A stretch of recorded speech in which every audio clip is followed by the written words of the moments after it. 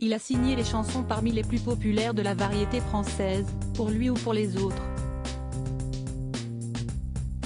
Rares sont les chanteurs aussi aimés que Jean-Jacques Goldman.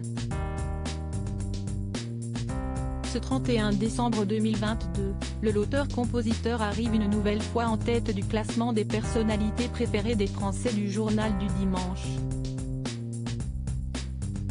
Il caracole en tête de ce classement depuis 2013, sauf en 2016.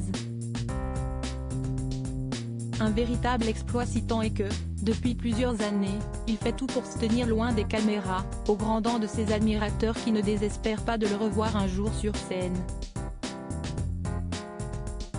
Plus d'albums, plus de tournées, plus d'enfoirés. Après Londres où il avait élu domicile jusqu'à récemment, il habite aujourd'hui Marseille. À la retraite, le musicien peut s'occuper de ses 3 jeunes adolescentes, Rose, 15 ans, Kimi, 17 ans, et Maya, 18 ans. Elles sont le fruit de son union avec sa deuxième femme Nathalie Kououlagier, doctorantée en mathématiques, qui a toujours fait de la discrétion sa ligne de conduite. De l'autre côté de la Manche, la famille a pu jouir d'un anonymat qu'ils chérissent. Comme le notait Le Point, Jean-Jacques Goldman rentrait régulièrement dans sa maison de Marseille, ville où vivent ses 3 enfants nés de son premier mariage. Jean-Jacques Goldman, à quand le retour ? De par sa discrétion, chaque apparition de Jean-Jacques Goldman devient un événement. Récemment, CST pour soutenir les soignants que le chanteur est sorti de son silence, en leur dédiant une chanson.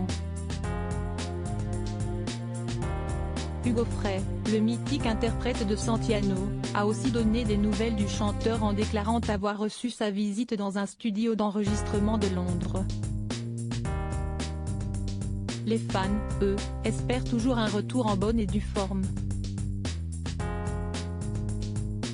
Dans le classement du JDD, Jean-Jacques Goldman arrive en première place avec 30% des voix.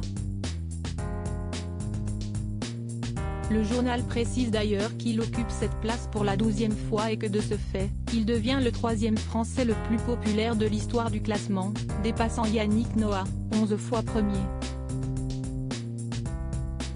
Devant lui trône le commandant Cousteau, 20 fois, et l'abbé Pierre, 16 fois. Si le célèbre artiste français ne s'était pas montré aux 30 ans des Enfoirés, si est-il désormais les Jeux Olympiques de Paris 2024 qui sont en tête des pronostics.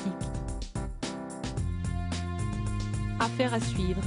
Article écrit en collaboration avec 6 Médias Crédit Photo, agence.